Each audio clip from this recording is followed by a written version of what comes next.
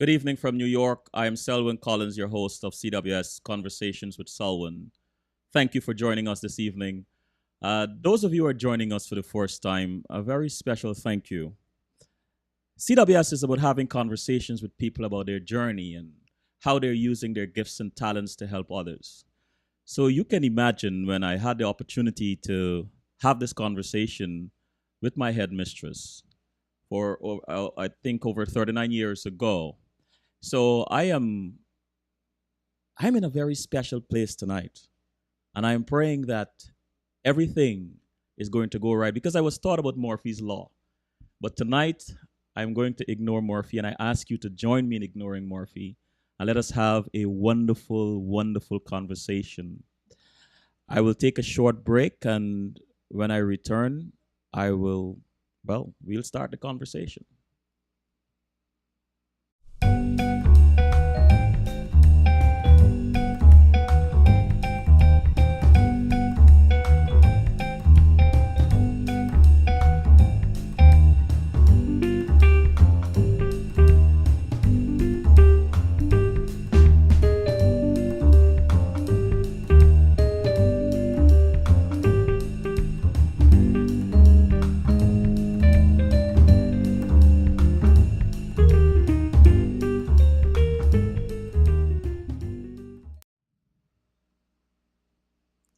Ladies and gentlemen, we are back.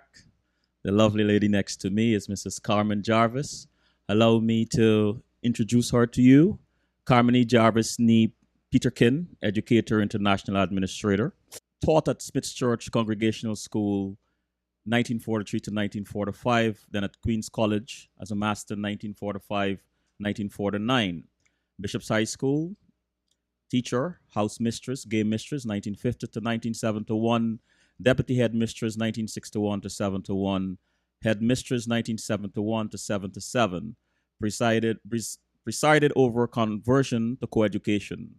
Ministry of Education, Deputy Chief Education Officer 1977 to 1979, acted as Chief Education Officer, implemented free textbook and free uniform schemes at UNESCO, United Nations Educational, Scientific, and Cultural Organization, Secretary General, National Commission, 1979 to 2004.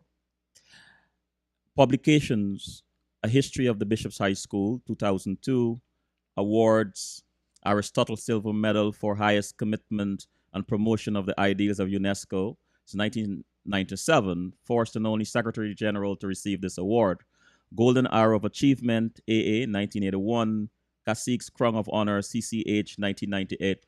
And it continues. But someone asked me the other day, will an hour and a half be enough? And it made me pause because such a rich person with such a rich legacy and career, I am wondering if hour and a half will be enough. So I will cut short the reading of the bio and so we can get started. Mrs. Jarvis, good evening. Good evening, Selwyn. Thank you. It's a distinct honor to be on your program. Thank you so much for having me. It is indeed an honor for me. Mrs. Now, Jarvis, congratulations on all your accomplishments. yes, thank you. I'm honored I and think, deeply humbled that you agreed to appear in this program this evening. I'm also grateful and equally thankful that in 1975, I had the privilege of you, someone special to look up to, being my headmistress, and this evening, 39 years later, to have the opportunity to converse with you about your life's journey. If I may start by asking you this. When you hear the words Bishop's High School, what comes to mind? well, Bishop's High School has played a marvelous part in my life. And it's appropriate that this is Thanksgiving weekend and Thanksgiving week because I have to thank God for all his blessings, for all his loving kindness and his mercy to me. And Bishop's High School from 1936, when I won a government county scholarship to go to Bishop's, has been a part of my life. I was there as a student from 1936 to 1943, and then I went back there as a member of staff from 1950 until 1977. And so it has been, well, half my life. Huh? And I am so grateful because it has taught me so much in life. I grew up in a very religious household, and the things that I learned at Bishop's in guiding, UNESCO, and everywhere else, those things have only complemented what I learned at home. Mhm. And they have enriched my life. Bishop's has enriched my life. Mhm. And I was so glad and so grateful when I was able to write the history of Bishop's as a sort of giving back to the school, to let the traditions and the ideals and the customs of the school be there in print, I think, for many, many years. We thank you for that. History will thank you for this, Mrs. Jarvis. Please take us back before your years as teacher and headmistress at Bishop's to those of the young Carmen Peterkin. Give us a glimpse into your life while growing up in Guyana at the ages of 9 and then at 15. Oh, that's taking me a long way back. Yeah. I wonder if I wonder if the listeners, if the audience knows that I'm now 90 years of age. Yeah, well, It's been a let me long just journey. take a So moment to I say go happy back. belated birthday. Thank you. Well, listeners, as I said, this is Thanksgiving weekend, and I have to thank God for the journey that He has brought me through to this stage. 2 weeks ago, on the 12th of November, I celebrated my 90th birthday. And so this is still Thanksgiving and Thanksgiving for me.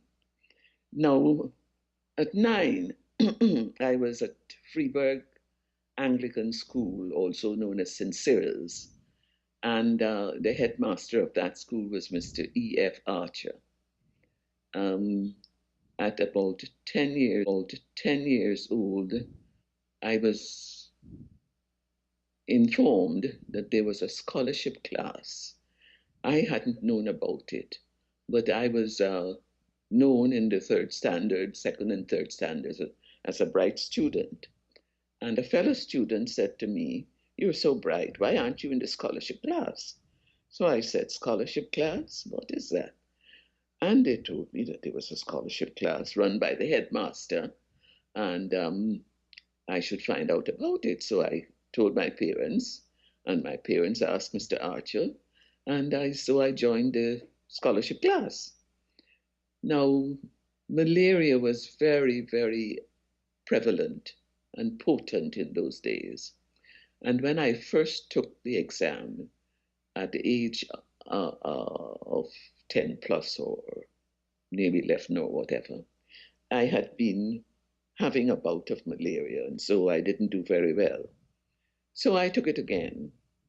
I was the only scholarship student, and I worked along with the pupil teachers. And that was a good thing because I had to keep up with them. Um, and I was very surprised when, although we did not take newspapers, we weren't uh, affluent enough. My father was affluent enough to have a newspaper every day. When a neighbor, Mrs. Coltress, who lived opposite, called out to my father and said, "Imagine your daughter has won a scholarship to go to Bishop's High School." And we were amazed. We were so we immediately got a newspaper, and there it was. I was one of the two girls who had won the scholarship for the Demerara County, the government county scholarship provided for two girls and two boys in Demerara, and the same in Babis, and the same in Esquibo. I was one of the two girls in Demerara. The other was Dorothy London Williams. And so from there, my life changed. I, of course, had been planning for something else. My parents were planning other things for me, my father especially, thought that perhaps I could learn to sew. But that would have been a disaster for me because I couldn't see myself sewing for the rest of my life. But anyway, God came in and took me to the Bishop's High School. So I was given a present, of course, in those days. The gift for having won a scholarship was always a bicycle. Mm-hmm. I couldn't ride. And my brothers, I had two older brothers and a younger sister. My two brothers had a bicycle, and I tried pedaling through the bars and so forth, but couldn't do anything. So when I got this brand new bicycle, Hercules or whatever it was, I was so pleased. And they took me out, and I tried and tried. But then my father took me, and I tried, and he let me loose one day, and I was cycling by myself and didn't know it. And that was the beginning of my cycling days. And so after that, I had a, we had an interview with the headmistress, who was Miss Wern. She became Mrs. Noel Payton later on. And that interview was interesting because she asked me what I'd like to do when I left school. And I said I wanted to be headmistress of the school. She laughed, and I laughed too, because I didn't know what made me say that. And my father was astounded. Because in those days, it was never thought that a local person would ever be head of the school, Mm-hmm. because all the teachers were British, the headmistress was British, top government officials were all British. And they saw that going on for a long, long time. But anyway, 34 years later, I was head of the school. And aren't we thankful for that? Right. I'm thankful too. And at 15, what do you remember? At 15, um, I would have been taking the ordinary level GCE. No, in those days we took the Oxford and Cambridge. Mm-hmm. We didn't do GCE. I took the Oxford and Cambridge and I got 4 distinctions and 4 credits. I remember that. My gosh. Right. No wonder you were so hard on us. Mrs. Yes, Jarvis. that. And then I went on to the sixth form Mm-hmm. to do there. You know, in when I went to Bishop's in the first term, at the end of the first year, I was third in form, I think, and I wasn't satisfied with that. And my father always had high standards. He expected us to do extremely well. And so after that, I was either second or first. There was a girl called Justin Wan Ping, a Chinese girl, and she and I vied for the first place for years after that. She didn't go to the sixth form. Mm-hmm. I went on to the sixth form. She left after the fifth form. That was, we were about 15 then, I think, or 16. And Mrs. Allen, who was our headmistress at that time, had her take over the secretaryship of the Office of Bishops. So she became secretary to Mrs. Allen, Mm. and she did very well. And then Beryl Anna Montagu joined her as assistant, and the two of them worked along with Mrs. Allen for the years that Mrs. Allen spent at the school. Who were some of the women you looked up to when growing up as a child? Well, my mother, of course, and my grandmother, my parental grandparents lived near us, and so I knew my parental grandmother and grandfather, and but I didn't know my mother's parents because they were Barbadian. My mother had come over from Barbados when she was a teenager, and so she I didn't know her parents, they had died. Oh. So my parents, my grandparents, and then at school, I had Mrs. Allen, my headmistress, and Mrs. Nobbs, deputy headmistress. They were both mentors to me, Hmm. and I learned a lot from them, and I looked up to them. Mrs. Jarvis, Mhm. you have eloquently captured the history of Bishop's High School in your book, History of the Bishop's High School. Why did you write that book, and what did you learn about yourself during the process? Well, I wrote the book because I felt that there should be some record of not only the outline of the history, but also of the aspects, the various aspects of the school. And so I tried to capture all of those, the various committees, the various societies, the the variety that we had at the school, and the fact that we all lived together in harmony. Um, Christian, Muslim, Hindu, Baha'i, everybody lived in harmony. Mhm. And I wanted to record that because it is so easy for people to forget Mhm. and to maybe distort at some stage. And so I wrote the book. And I learned, but I knew this before, that I always pay attention to detail. Mhm. And I always like to aim at excellence. I always like to be careful and accurate and to cover all aspects of every circumstance and of every event.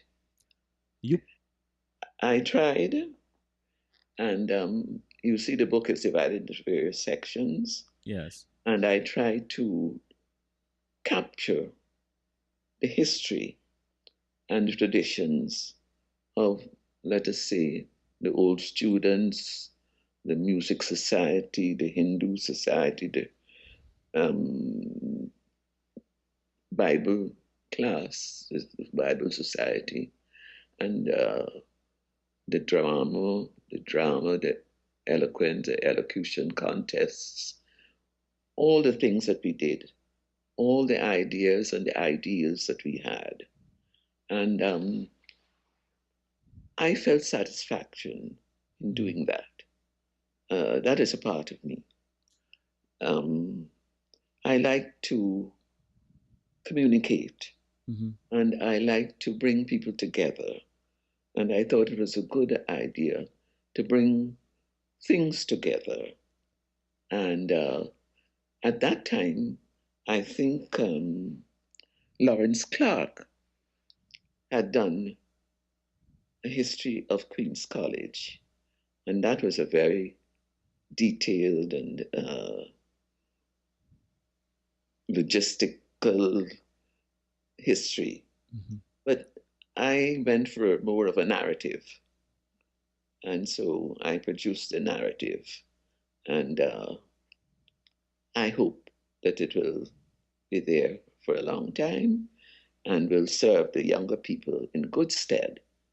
Let them see what our ideals and traditions have been over the years. You mentioned your dad and how he had plans for you. And so I'm led to ask this question. Do you recall any special words of wisdom that you received from your parents that have shaped who you are today? Well, they always talked about faith, faith in God, trust in God, and do your best. God will help you. You know, we had to learn a lot of biblical passages as we grew up. We learned it Psalm 1, Psalm 23, Psalm 91, and all of those things shaped our lives. We learned it in the Gospels, um, John 3:16, and 17, for God so loved the world, and so forth. And those were the things that shaped our lives. Hmm. I And sorry. so when I went to Queens and to Bishops, I taught scripture. Oh, But I used to chortle when I was marking some of the scripture of the Queen's College boys because they brought everything down to modern day life, you know. Mary and Joseph took the train and went to Nazareth. And Jesus said, "Who's your boyfriend?" Everything was brought down to modern days. And the family would hear me laughing, and they would say, "What are you laughing at?" I'm laughing at the scripture replies, the scripture essays, the answers. Mrs. Jarvis, I want to go into the chat room. We have a chat room that allows the audience to participate in the conversation. And Mignon said she looks well and her sense of humor is intact. Jonathan Locke said, "Thanks for putting up with me and showing me the right way forward in life, in spite of my objections at the time. It has allowed me to have the faith that my son will make it in this world. LOL." Oh, Mignon, definitely. Mignon said, "Mrs. J had vision at that early age." Hollis said, "So much information and great memory." Carol Ann said, thank you, Mrs. Jarvis, for being an excellent role model and for having high expectations of all of us." Mrs. Jarvis, was school fun for you, and what were some of your favorite subjects? Well, English, you know, we did extensive work on grammar in primary school. So when I went to Bishop's, I didn't have to do any work on grammar. But, you know, after a few years after I'd left Bishop's, um, the tendency was to stop teaching grammar in the whole country. And that was a huge mistake. Um, and French, English, French, scripture, of course. I liked mathematics. And that's why I did mathematics up to advanced level. Um, History, I liked every subject, I think. Now, this stood me in good stead because I went to Queen's on the recommendation of Mrs. Nobbs, Mrs. Elizabeth Nobbs, who knew me at Bishop's and knew that I was a good all rounder. And when the Reverend D.W.H. Pollard, who taught French at Queen's College, was going on leave, she recommended me to her husband, who was head of Queen's, Captain Herbert Nobbs, as a person who could go and act for Reverend D.W.H. Pollard because they couldn't find anybody. Um, and of course, I was asked and I went. And I was supposed to be there for 6 months. But it went on and on because as people went on leave, I could act for them. When an English teacher went on leave, I could act, I could teach English. I taught English, I taught scripture, I taught Latin, I taught mathematics, I taught geography, I taught practically everything. And so I stayed on and on. I was there from 1945 to 1949. But So this is it. Mrs. Jarvis, you were at Queen's College at a relatively young age. I think it was 21 or so on. But what was it like for you being in that environment that was predominantly male? It was great because they were all so chivalrous. Everybody wanted to pull out my chair. Oh, really? Everybody wanted to bring a book to lend me, or to the boys all came to take my books to the forenoon. And oh, it was very good. I didn't feel out of place at all. What's a All the members of staff were all very helpful, very gentlemanly, and I had a great time. what surprised you about Queen's College? It was amusing because there were two smaller buildings. Now, when I taught at Queen's, it was housed in what at the top of Brick Dam and St. Road, at what became the Ministry of Health. And there were two buildings put up for form rooms for the fourth form uh, boys. And Miss Dolphin, Lynette Dolphin, who was in charge of the prep was over at the Girl Guide Pavilion, which was opposite the main QC building.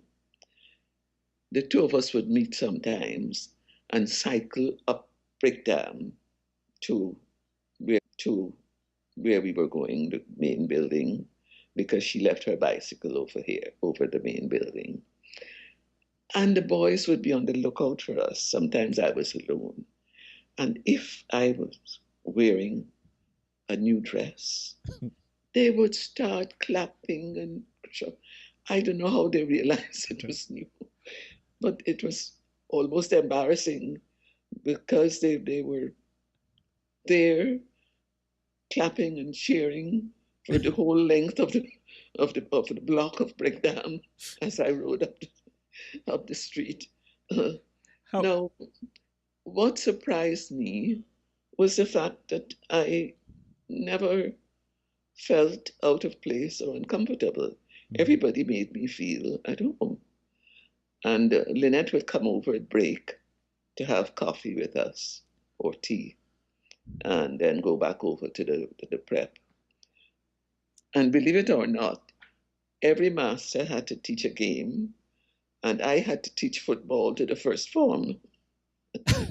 football? So I had never played football in my life, of course. I'd played netball at Bishops and tennis and rounders. So I had to read up quickly about football, got the encyclopedia reading up about football. But of course, I would forget. And they were the little boys, uh, Little Holder and Errol Chung and Barrow and all those little boys. Miss, that's a foul. And I would say, foul? And Miss, that's offside. They were teaching me, in fact, but it was amusing. How did the skills you developed while teaching at QC prepare you for teaching at Bishops? Oh, they prepared me very well Mhm. because I had the honor of being there with people of outstanding ability. The deputy head was Mr. Hilary Beckles, a man of great discipline, very stern. Norman Cameron, world renowned mathematician and writer and literary commentator and so forth. And Mr. Janssen, Clement Janssen, oh, a lot of people. Chunilal, Mhm. mathematician. And I learned a lot from them. And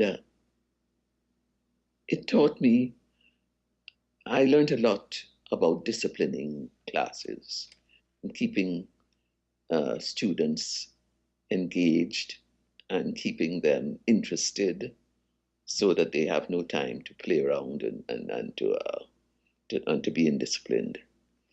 So when I went over to Bishops, I had had experience and guidance, and it stood me in good stead. Mrs. Jarvis, I am sure that there are many of us listening to you here tonight and are really taken in by your sense of humor, Mm-hmm. especially having experienced your seriousness while we were students at Bishop's High School. But there's something that I have wanted to ask you. I mean, there are many things I wanted to ask you over the years, but there's this one particular thing that I wanted to ask you. When you walked the hallways, one could one could see or feel the contrast in sounds, the silence in your wake, and the upcoming silence as each classroom became quiet, hearing your footsteps along the hallway. You commanded respect. What did that feel like? Were you ever amused knowing how we felt in your presence? What did that feel like knowing that you commanded so much respect from us? I wasn't amused. I was grateful. Because I wanted to teach you discipline. Mm-hmm. And I thought I was succeeding in teaching you discipline and in teaching you self control and aiming at uh, respect for law and order. Because we had certain rules, and young people must be taught to respect those rules. And so I was gratified Mm-hmm. that you did respect those rules and you knew that you should. And you knew that I expected you to. So Mrs. Jarvis, I'm sure that it stood you in good stead later. yes, thank you. I am going to read some comments from the chat room and then we'll take a short break. Mhm. Carol Nazarene said, "Hello, so good to see you, Mrs. Jarvis." Anne said, "Mrs. Jarvis, I just realized why on one of my Saturday detentions I had to learn scriptures." Brenda, oh, Miss Dohara said, "Thank you for believing in me and for giving me that early experience of learning at Bishop's and teaching there subsequently. Your guidance and friendship have taught me to weather the storms of life." Holly said, "Chuckle." Mrs. Jarvis teaching football. Joy Franker Williams said, "What a joy to see Mrs. Jarvis again. She never ages. God bless you." Joy Franker Williams again. "Mrs. Jarvis, you never age. Wonderful to see you. God bless you always, and thank you for being such a wonderful teacher." So, Mrs. Jarvis, we'll take a short break. Well, that's great. Oh, I'm honored by all those comments. Thank you so much for bringing them. You're welcome. You know, I am so happy because many of my friends now were my former students. And I think it says a lot because it shows that they appreciated the guidance, the advice, the correction, even the punishment that I meted out to them. So, Thank you. so it is good. It's appreciated. Okay, let's take a short break. Okay, All thank right. you. You're welcome.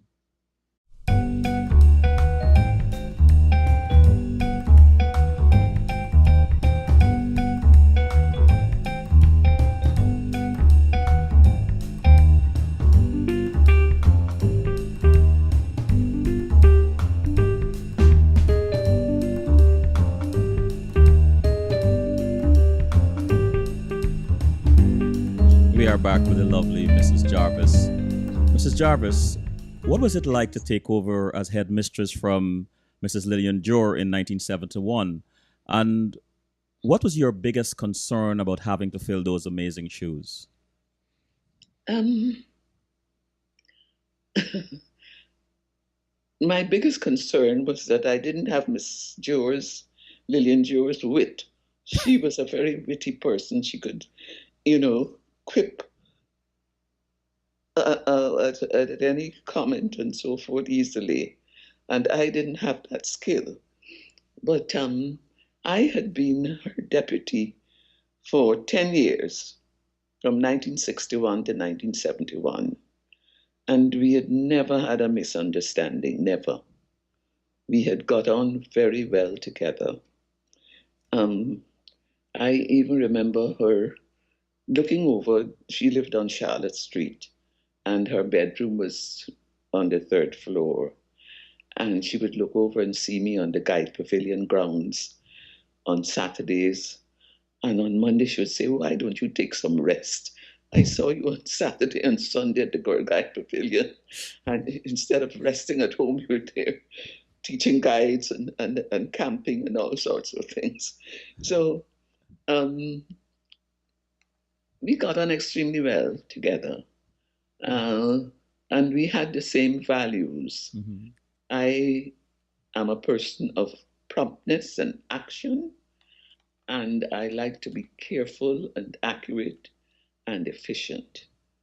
And those are her qualities too. And therefore, we did extremely well together. In 1971, as the newly appointed headmistress, and on the retirement of Mrs. Lillian Jor, and I would like to read an excerpt from the 1970 and 1971 report you give. Um, and it says, a nation can only progress if its schools produce individuals with high standards of efficiency and honesty, who can accept change and adapt to it, who practice self discipline, are willing to serve, and have a sense of urgency in their approach to work. There is a crying need for citizens and these attributes in our country today. This is the task that faces us as teachers, and these are the goals towards which we must continue. Mrs. Jarvis, how much was this part of your guiding principles as a headmistress? And All how of have that. you and how have you to date been able to identify or measure success? Um, all of those were my values, and those were the things I thought I had to instill in the young people, motivate them, advise them, guide them. And I think that I have succeeded to a great extent because the alumni have done so well in so many aspects of life, so many careers. The education that they received at Bishop's helped them in whatever career they undertook. And this is the role of education. It underpins everything. And the values and attitudes that I expressed in that report, I think were instilled in the students because you have all done extremely well. You have all done extremely well. You have all surpassed our expectations in many cases. I said that in my 1990 speech to the reunion, I think, and everybody laughed because members of staff sometimes are a little bit despondent when we sort of see your exam papers and we read them and we mark them and so forth. But later on, well, you have caught up and you've done well, you've surpassed all expectations. Thank you. If I may go into the chat room again, Sandy Anderson said, thank you, Selwyn. This is such a treat to sit at the feet of our beloved Mrs. Jarvis. Val Stevenson Ayola said, thank you for not giving up on me when I was in your French class. At university, my professor said she did not have to use her red pencil when marking my final paper in French. Joy, Wonderful. Joy S. said, this is a marvelous portrait of a Guyanese role model. I was not a bishop student, but I'm enriched by the opportunity to actually see and appreciate the very best of our Guyanese heritage. Thank you. Wonderful. Thank you. Oscar Agard I'm in honored by Canada. all that. Oscar Agard in Canada said, Mrs. J, thanks for the significant role you played in the development of my daughters, Joy and Caroline, who achieved much under your influence. Right. Good. Salochini Jagannath said, Mrs. Jarvis, it's a pleasure to see and hear you this evening. You have been a great role model for many of us, and we thank you for your energy and dedication during our years at BHS. You look amazing. Paulette Chesney said, Paulette Chesney, parentheses, Pinky, how delightful, Mrs. J. Fantastic memory. God's richest blessings. Cheryl E. Noel said, how blessed we are to have had this phenomenal woman in our lives during our formative years. Thank you, Mrs. Jarvis. Gail N. said, thank you for sharing a little of your personal history with us. It is indeed a privilege for which we are grateful, as it helps us to appreciate you even more. Sandy Anderson said, dear Mrs. Jarvis, special thanks for sharing and instilling your values in us. It is truly an honor for me to be able to thank you personally. You fostered an environment of excellence and respect. Wonderful. Oh, I'm so pleased.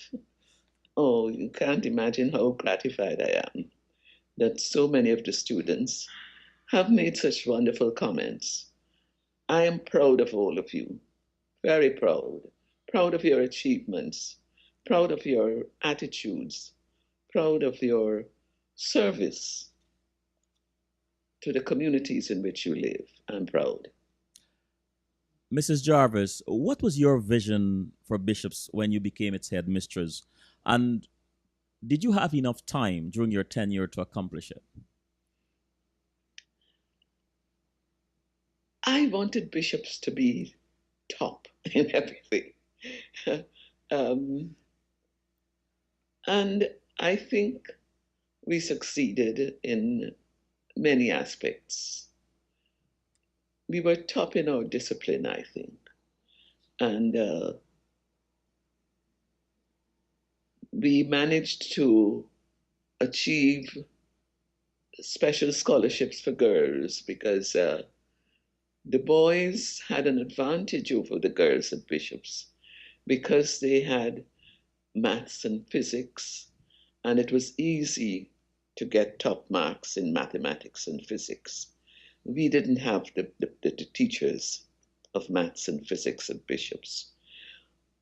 Our uh, subjects were more literary, and that's a matter of opinion where the examiners are concerned. And so we couldn't get the top marks that the boys got. And so we succeeded in getting a special scholarship for girls, which was a good thing. Um, I didn't have a long enough time. Now, there was a vacancy for the chief education officer at the ministry, and I was sent notice of that, an application asked to apply. But I did not apply because I am not a deeply political person. And I didn't want to be involved in a political situation. And the CEO is very near the political top. So I didn't apply. But when the vacancy for the deputy CEO administration came up, I did apply and I was successful. I got the job. And so many people didn't think that I should have taken that job. They wanted me to remain at Bishop's until I was 55. I was already 53 by then. Mm-hmm. And I wanted another challenge, a different challenge. And so I accepted the job and went over into administration at the Ministry of Education. It was a very revealing and very interesting and very stimulating experience. And I'm glad I did go. Mm-hmm. I'm glad I did accept the challenge. And because it led on to my being appointed as Secretary General to the National Commission for UNESCO. So God had made that opening for me. And so I was glad that I had accepted it. Talking about that appointment at UNESCO, how did your experience as headmistress at Bishop's High School and chief commissioner of the Guyana Girl Guides Association prepared you for that position at UNESCO? Well, the prime mandate of UNESCO is education. And I had had a lot of experience in education, primary school, single-sex schools, co-educational schools. So I had, through my deputy chief education officer administration experience, good knowledge of the schools of the country because I had to visit schools. I used to drive myself up to the Quarantine and to Essequibo to visit schools, to monitor teachers and to see what the schools were doing. And so I had a good experience of schools. Mm-hmm. As a girl guide commissioner, I had the experience of having uh, taught informally education to the young people who were guides, because guiding is informal education. And we had a series of badges which girls worked for according to their likes and their aptitudes and their abilities. They could do storytelling, they could do writing, journalism, they could do cooking, sewing, um, photography, gardening, whatever. And so we had a lot of experience in the various hobbies, various careers that girls could opt for. And I had the opportunity of teaching them to care the environment, to appreciate nature, and all of those things are part of UNESCO's ideals. Hmm. I, Education of the environment, care of the environment, um, education in all its forms. That's UNESCO's mandate. I would like to angle back a little bit to your years at Bishops. What did you enjoy most, teaching in the classroom or functioning as headmistress? I enjoyed the classroom. Mhm. I liked the classroom. But even when I was head, I had to teach. I remember Miss Campbell saying, "Oh, your load is too heavy," because as head, because we didn't have enough staff, I still had to teach. But I liked the teaching. Mhm. And the challenges you had with staffing, how did it affect the way you managed? Um, it did affect the management because I couldn't depend on the ministry to get staff for me.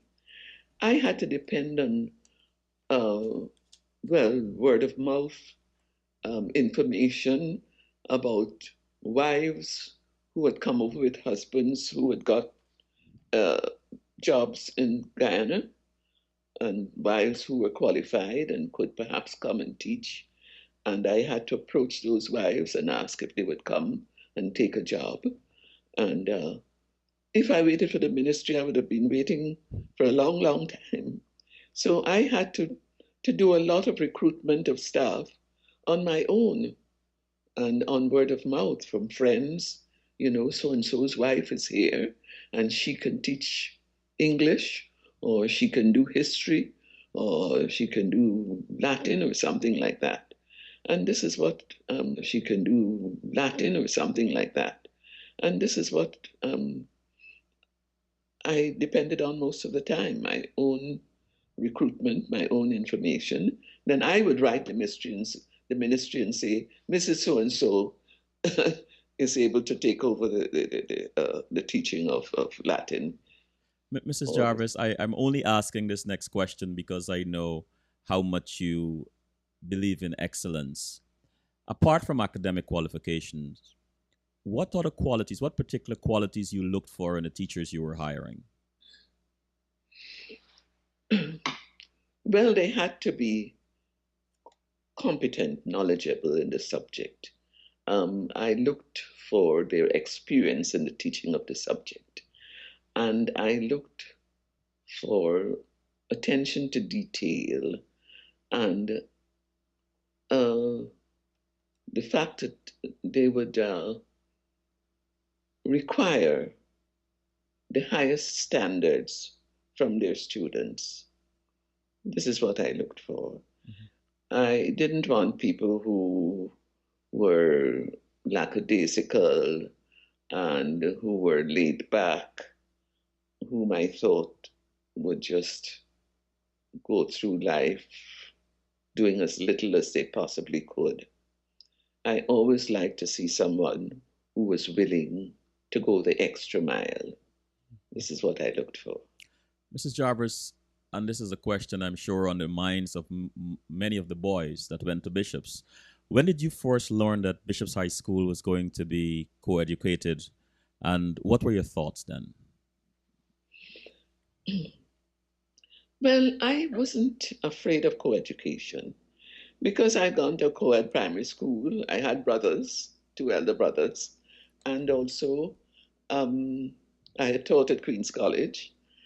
And but I knew that parents and students didn't want to be disturbed. Things were going well at both schools, and we communicated well. The heads, um, I had taught both. What's his name? Clarence Trotz and the chap who was the CEO, and they knew me very well. And I knew that they were doing well at Queens, and I was doing well at Bishops. And so I didn't really want to be disturbed, and I knew that parents didn't want the disturbance, nor did the students. And I know that some of the boys were quite upset when they heard they had to come over to Bishops. Oh, yes. Maybe you were one of them, Oh, Selwyn. definitely so. Yes. But anyway, I think it worked out well eventually. But even though we sort of lightly protested, President Burnham was very adamant. It had to be. But I had thought that there were only six single-sex schools, and Barbados and some of the other islands had kept a few single-sex schools, and we could have kept ours, I thought. But everything happens for the best. I like to see good in every circumstance. Whatever the circumstances, there is some good hidden away somewhere. Very true. And so the good has come out. But And that I'm said, very pleased. Mrs. Jarvis, I can hardly imagine what an administrative, logistical, and PR nightmare it must have been for you. So tell us, if you can, how did you deal with the pushback from parents and teachers, and what was the buzz among the students? We didn't have anybody who voluntarily wanted to move. Ah, They didn't want to. The parents didn't want to, the students didn't want to. And what I think Clarence was head at the time, what we had to do was go through the list and every other student assign for transfer. If you had an older sibling in the school, then you were exempt. You could remain at the school because your parents would pick you both up at the school. But otherwise, we just went through the lists and decided every other one to go. That was the only thing to do all these years because I never nobody knew. volunteered. Nobody volunteered. All these years I never knew. We never knew what the selection process was. Thanks for clearing that up. Right. Take us We back had to to find some way of doing it, and that was the only way to do it. Mrs. Jarvis, take us back to September 1975. And we'll take a quick break after this question. Mhm. Take us back to September 1975 at your first co ed school assembly and give us a glimpse into your thoughts as you were about to address us. You know, I had to have the hall extended to welcome the boys, Oh, and I'd had to have other, extra sanitary facilities installed. I told the ministry we didn't have the facilities to accept so many boys, and we had to have extra facilities, and we had to have an extended hall.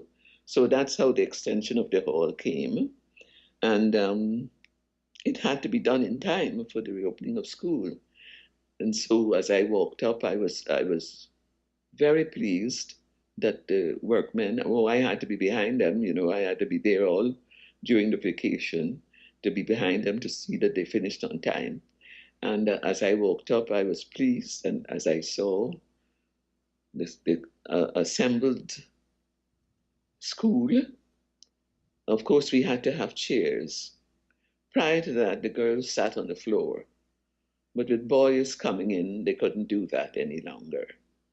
So we had to have enough chairs to accommodate the assembled school. And we had the extended hall, the extended stage, and everything. And I felt happy that we were there on time. And I felt the grace of God there with us. Mm-hmm. And I knew that He was with us and that He would take us through and give us success. Thank you, Mrs. Jarvis. Before I go, if I may just read a few comments in the chat room before I take a break, sorry.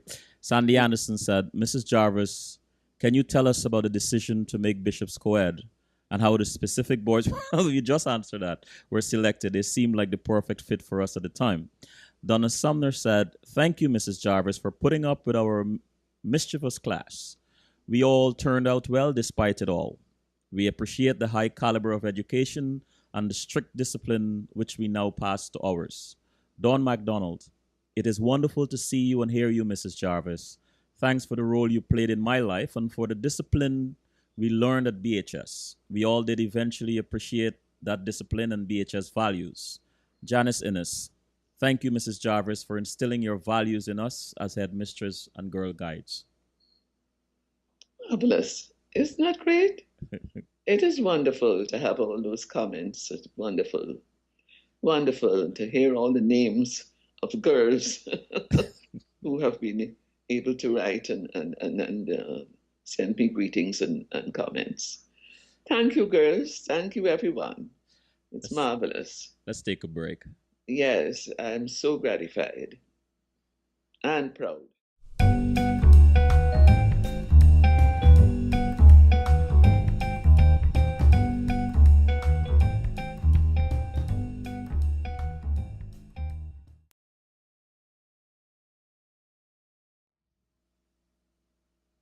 We are back with the lovely Mrs. Carmen Jarvis.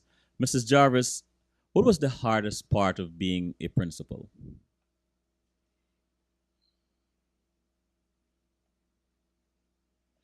Um, the hardest part of being a principal is having to make decisions that are not popular with all the staff. You know, you sometimes have to make a decision, and some members of staff are against it, but you hope that it will go through because you think it's the right thing. That is the most difficult, I think. Recruitment of staff is difficult, but it should not be the role, the responsibility of the head to recruit staff. The ministry is supposed to recruit. But I think having a staff meeting and knowing that you have to announce a decision that is not popular is the hardest. How did you keep yourself motivated during the tough times? Well, I always say to myself, this will not last forever. Everything comes to an end sometime. So let it flow. And as I said before, find something good in every circumstance, in every situation. And Find the little good that's there somewhere and focus on that. was there anyone that you leaned on during the tough times when you had, challenging decisions to make or had challenging times? Did you have someone that you leaned on?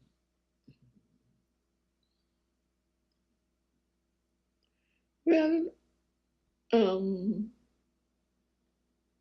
John was my deputy, and I could lean on her sometimes. But sometimes one had just to lean on one's faith in God. Yes. So Yes. very often, even your deputy does not agree with you. So you have to just trust God and do the right. Mrs. Jarvis, what is one of the most humbling lessons you learned as a teacher or headmistress?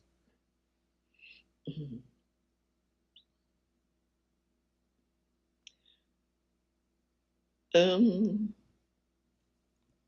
one of the most humbling lessons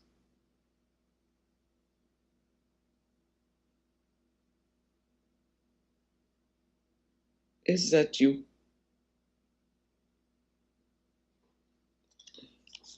not always successful, you're not always right. Um,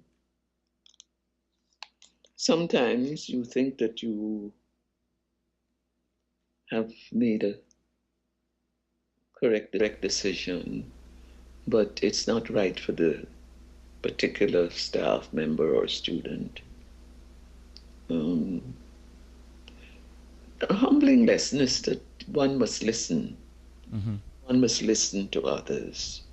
You have your point of view, but you must also listen to the other person's. Communication is very important, very, very important. Good communication. You know, in life generally, whatever the relationship is, if you do not explain what the circumstances really are, you should not, you can't expect the support and loyalty that you should have. You've got to communicate fully, and then you will have the support and the loyalty or the correction and advice that the person wants to give you. And so listen and Listen. learn. Listen and learn. Not only talk with people, you have your say, but then you must also listen. Hmm. In the chat room, I would like to reread Janice Innes's comment. It had split up, so I didn't get to read the whole thing. It said, "Thank you, Mrs. Jarvis, for instilling your values in us. As headmistress and Girl Guides Commissioner, you did a great job, and I am grateful. We have carried those values with us in our daily lives. Thank you." Hollis said, "Today, many students with behavior problems are put on medication to control their behavior. Mrs. Jarvis, what are your thoughts on this? Would you have been able to instill that discipline today?" I think so. It's more difficult, you know, because as the years go by, young people become more sophisticated. They have stimuli that previous generations did not have in the advance in technology. For example, when I was a child, even telephones were not prevalent. You had to go to a friend to make a phone call because you didn't have a phone at home. Or cell phones were not even thought of. Computers weren't even thought of.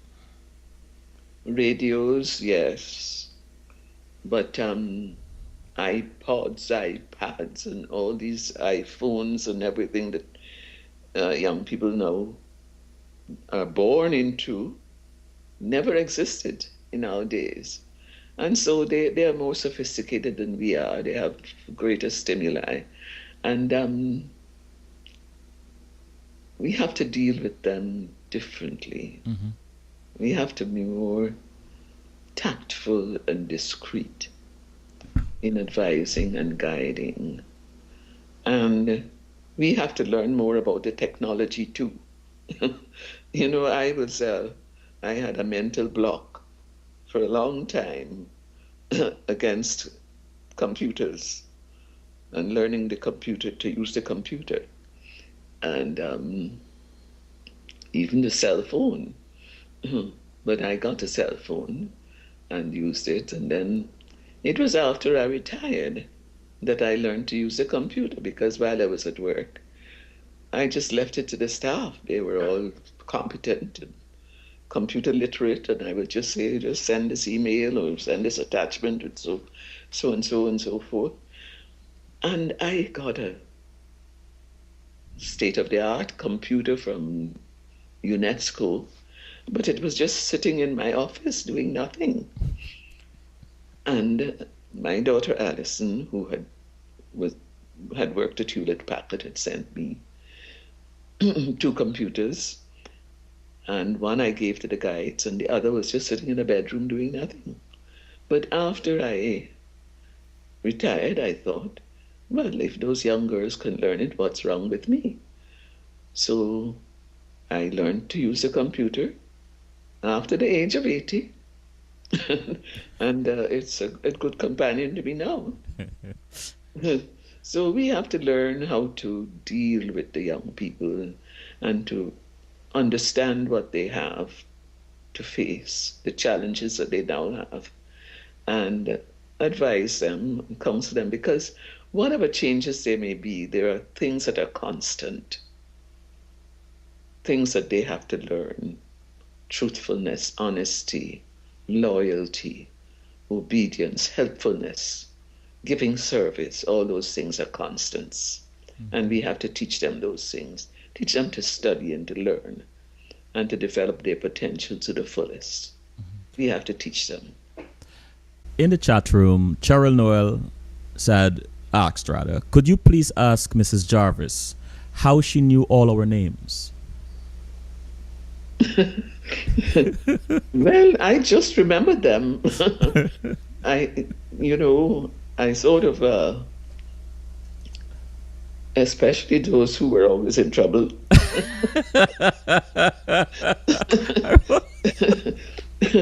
No, no. I remember the names, the good ones too, because those who said, oh, they were quiet and they did their work well and they were bright and very careful and studious. I remembered. I found some way of remembering, attach something to them, oh, she's the one with the bow at the side or something like that. So I remember them. And Claire said, continued blessings from your Smith Church family. Mrs. Jarvis also made time to worship and serve God, a deacon and staunch congregationalist. Yes. Cheryl Isaac said, thanks for instilling discipline and integrity in us. It may not seem like we were listening back then, but we did hear you. Our kids can tell you, smiles. Those qualities made us the women we are today.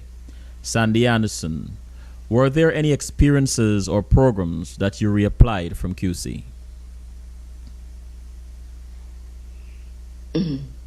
Experiences or programs from QC.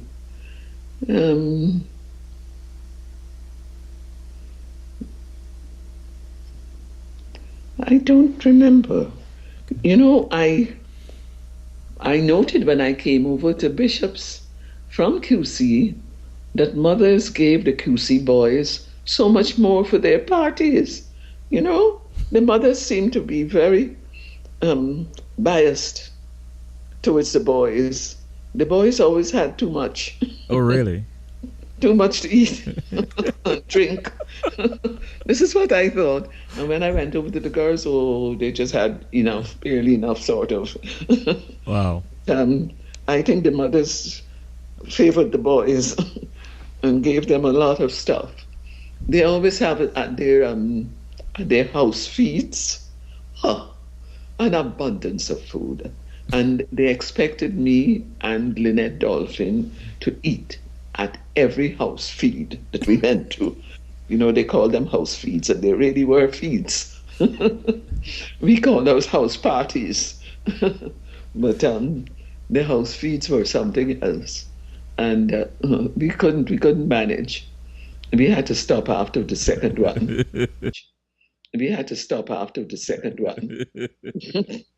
But they had so much to eat and drink. A lot. Gita Prasad. Sports, Sorry.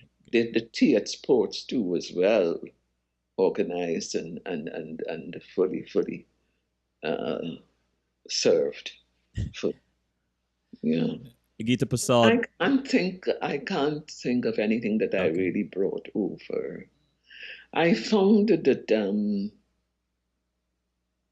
at Bishop's, there was more attention to the detail of recording comments and marks every form had a report book. At Queen's, there was one big book, and one had to wait for it to be passed around. There was one big ledger in which all these marks were recorded. And the remarks, I don't think they were recorded. I'm not, but I found that there was more attention to detail in that recording at Bishop's. And Geeta Prasad Goodwin said, "Thank you, Mrs. Jarvis, for instilling in us a commitment to excellence and going the extra mile." Taran Lamb said, "Thank you, Mrs. Jarvis and BHS. I will always appreciate the privilege and blessing of being an alumna of BHS. Congratulations. The feeling of pride is mutual. It is an honor. God bless." Silichini Jagannath. Today we hear of work-life balance. Women are challenged with wearing many hats. How have you managed to juggle so much and excel in all you have done? Oh boy. Well, I think I am a well-organized person and a disciplined person. And I know how to manage time. And I think I learned very early how to manage time. And so I plan things well ahead. I don't wait until the last minute.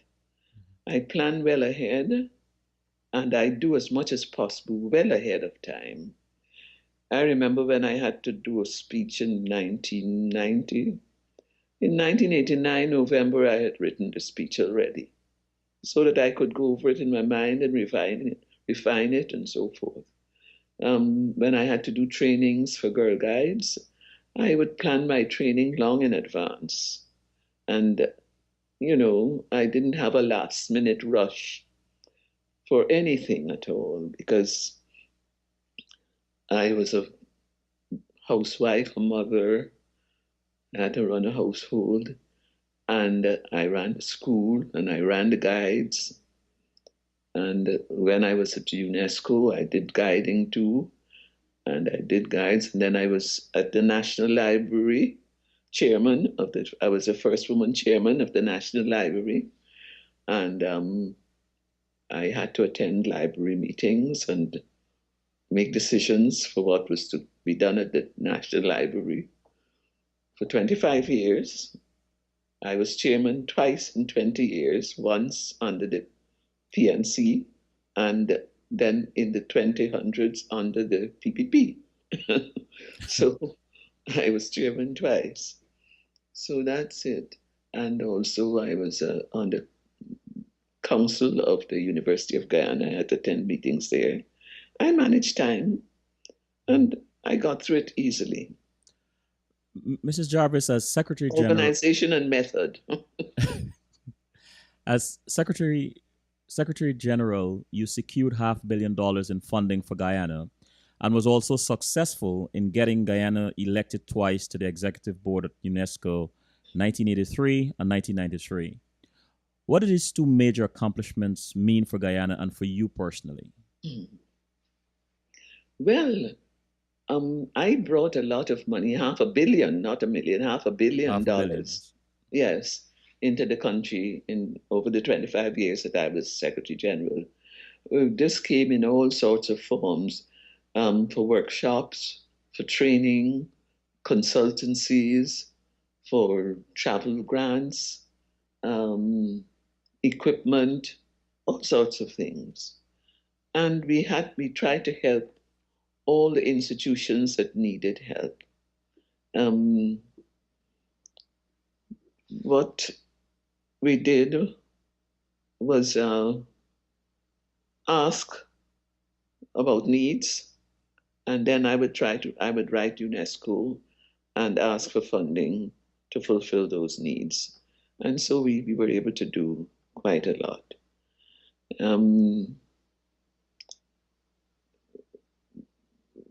There was something else I'm to answer. Oh, yes. I asked, what did it mean to you personally, to the country and to you personally? Okay, yes, what it meant to me personally. I was pleased that I was able to do this for the country. very pleased. And we did a lot to help the University of Guyana. We outfitted a whole computer center, and we did something similar for the Adult Education Association. I was very pleased. And we helped education, science, and technology, culture, communication, information. We helped all the sectors of UNESCO's competence. And I'm happy and pleased Mhm. that we were able to do this. I felt very, very appreciative of the fact that I was able to do this, and people were appreciative that it was done. What surprised you about that position as Secretary General? um, as Secretary General, I became known as the Dean of the Latin American Caribbean region because I was the longest serving and the most respected and honored of the Secretaries General.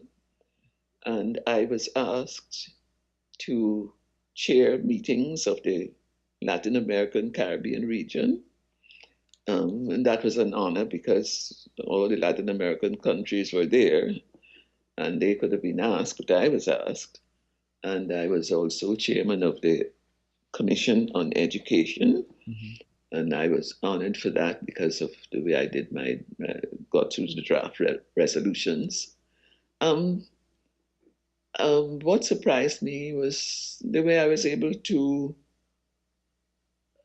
sort of move up in the institution, and I was able to address the General Conference of UNESCO 4 times in the absence of a minister. And I was the first Secretary General to be allowed to do this because the people, they knew me and respected me, and they could see what I was capable of. Mhm. And therefore I was able to address the General Conference.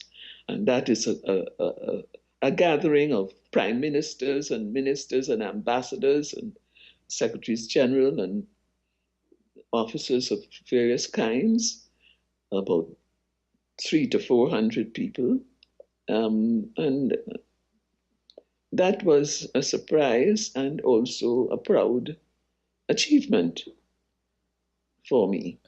Congratulations in order. Mrs. Jarvis, you also Thank you. rose up the ranks in the Girl Guides. And you've traveled extensively around the world to conferences and so on. Among all the conferences you have attended, which one still resonates with you?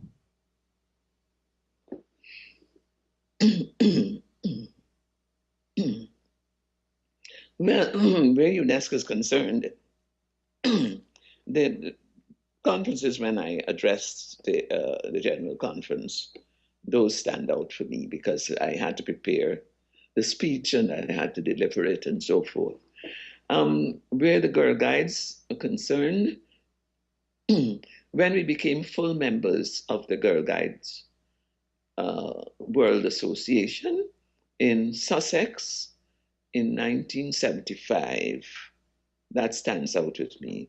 Mm-hmm. Gwen Paris, who's my deputy, and I went to that conference, and the Guyana Association became a full member of the World Association in that year. And we were invited to tea at Buckingham Palace, no less. So that stands out for me Mm. because I had tea at Buckingham Palace. So there. And another one that stands out is one at which I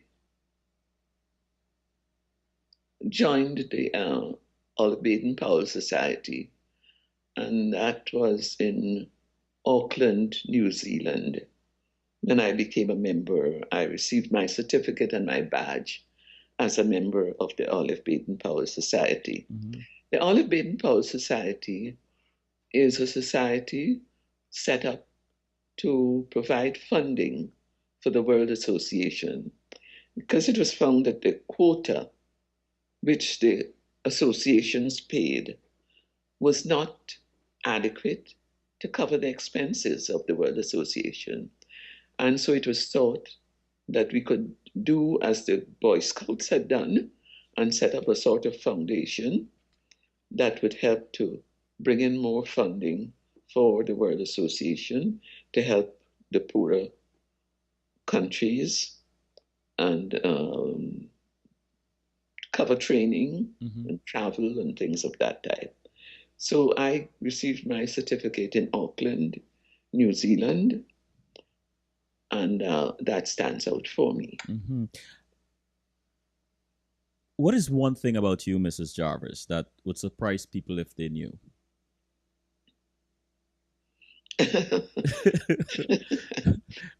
One thing that would surprise people? Yes. One thing that would surprise people is that I was very shy as a girl. Oh. I never thought that I would be a speaker and address conferences and so forth. I was so shy. I remember even to the time when I was at Queen's, Mr. Norman Cameron asking me to be in one of his plays, Jamaica Joe, I think. He wanted me to. And I said, no, no, no. I wouldn't appear on stage at all. I couldn't. I didn't have the gumption, the courage to appear on a stage. And, you know, I became a speaker. I have more speeches, more folders of speeches than most politicians, I think. Because over the years I've been giving addresses and making speeches and appearing and having interviews and all sorts of things. More than people would have thought if they'd known me in my early years. Mrs. Jarvis, what are you most proud of?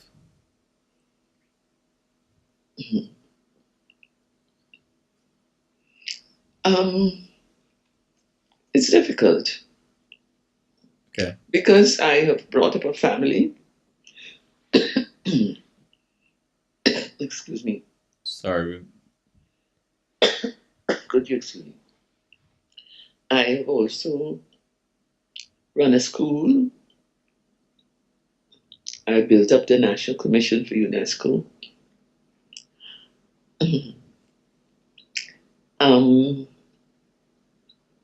It's difficult to say what I'm most proud of. Okay. Well, I'm proud that my children have done very well, and their children are doing well too. If I'm proud of the fact that I had what I considered extra children, a bigger family in the Bishop's High School. Wow. So I considered them children to family. So maybe the training and education that I gave to my family and extended family. But let's say that. Mrs. Jarvis, time is upon us, and I will use the remaining minute or two to read the comments in the chat room. I'll forfeit the questions that I have for you, and I will go to the chat room, and starting with Jillian Noble. I am truly delighted to be able to see Mrs. Jarvis looking as well as she does. I have such fond memories of my years at BHS, which I always share with my son and daughter. God bless you, Mrs. Jarvis. Hollis said, Mrs. Jarvis, when I hear you speak, I remember Maya Angelou, another phenomenal woman. You're a woman of such wisdom. I can sit and listen to you all day. Thanks for being my teacher, mentor, educator. Deborah Dover, my husband, who is North Guyanese, went out of his way to introduce himself to you at the reunion because he just had to meet with the woman he had heard so much about. Deborah Dover, you will influence our lives even after all these years. Thank you. Hollis, I missed the beginning, so I don't know if this was asked. But Mrs. J, how did you become the person you are? Who are your mentor? Just for a second, Deborah Dover said, referring to your years at BHS, are there any regrets? Is there anything you would have done differently? Andrea said, it's a pleasure to learn more about Mrs. Jarvis's journey. Likewise, I do share Mrs. Jarvis's view that the government could have preserved the specific non-co-ed schools ex St. Roses. Sandy Anderson, Mrs. Jarvis, after listening to you, I'm so inspired to learn more about BHS history. Where can we purchase your book, The History of Bishop's High School? I have a few copies of the book with me, and I had left some copies at the school. So those two places are places where she could have a copy sent her from me. Okay. Mm-hmm. Mrs. Jarvis, it's difficult to let you go without asking this question I ask all my guests, and I guess my audience is expecting it. What makes you laugh out loud? Something very funny makes me laugh out loud. um, laughter is good. It's good for the health, good for the soul. Yes. And so I tell sometimes my children, they repress their laughter, so laugh out loud, and let it out. Really enjoy it. And I hear something funny. Sometimes I hear a funny story. Joel Osteen sometimes gives funny stories when he begins his sermon on the TV on Sundays. I listen to those stories and I laugh out loud with some of them. And other things that come over on some of the shows, I laugh out loud. Yeah. But I was able to do what I did because I put God first. Yes. My faith in God has taken me through this journey and brought me to this stage and will carry me through to the end. Have faith in God. Trust in Him, and He will deliver you and take you through life successfully. He has a plan for you. And if you follow His word and let Him just put His plan into action, all will be well with you. So I'd like to say, may God bless you, Selwyn. Thank you. And keep you. And I'd like to say this to all the girls and boys who have sent greetings and messages. God bless you and keep you. Make His face to shine upon you and be gracious unto you. May the Lord lift up the light of His countenance upon you and give you peace, happiness, and success in all your future undertakings.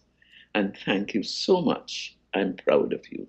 Thank you, Mrs. Jarvis. In closing, I would like to say thank you for your dedicated years of service to our country, Guyana, but most important, for a job well done by your staff and you to welcome us young boys from Queen's College and elsewhere into Bishop's High School to commence the era of coeducation among the top secondary schools. You were strict but attentive, kind, and respectful. We admire, honor, and respect you for your commitment to ensuring that all your students receive the best education that institution had to offer. Thank you so very much. Mrs. Jarvis, this is indeed a humbling experience for me. This is indeed an honor for me. Thank you so very much for doing this. Thank you, Selwyn. And may God bless you. You're doing a wonderful job. And may He keep you and take you safely through your journey. Thank you, Mrs. Jarvis. If I may read the last few comments in the chat room as we close for the night. Mignon said, may God continue to bless you, Mrs. Jarvis. Taryn Lamb, keep on laughing and being an inspiration to many. Dorothy, you have impacted my life in a profound way. For that, I will always be grateful. Hollis, well said. Great interview, Selwyn. Thank you, Hollis. Sandy Anderson, my heart is so full. Thank you, dearest Mrs. Jarvis. You are a divine gift indeed to us all. Hollis, looking forward to part 2 interview. Trevor A. James, Thanks, thank you for giving me a second chance. I feel truly blessed to hear your inspirational talk after all these years. May God continue to richly bless you and your family. Thank you. Thank you, and God bless you all. Thank you, Mrs. Jarvis. And this is Selwyn Collins saying thank you for tuning in and listening and helping us to have such a rich experience with Mrs. Jarvis. Good night. Fear not what Good fear night. fear not what fear whispers to you. Fear your obedience to Hmm? it. Good night. And Selwyn, Yes, Mrs. Jarvis. I have written my autobiography, Yes. and I hope that people will buy it because it tells you a lot more about my life and about the journey. We have just skimmed the surface. And so I would like everybody to know that that is coming out soon. And I hope that I will have the support. Please let us know when it's finished, Mrs. Jarvis, so we can Definitely. post it in the Bishop's group on Facebook and elsewhere. Yes. Thank you Yes. again for doing I nearly this. forgot. Thank and you. and thanks to Alison for But accommodating us. yes, definitely. Good And night. thank you very much for having me. You're welcome. It's been a pleasure. Been a pleasure All too. the best. God bless you all. God bless you. Thanks. Okay. Good night. Good night.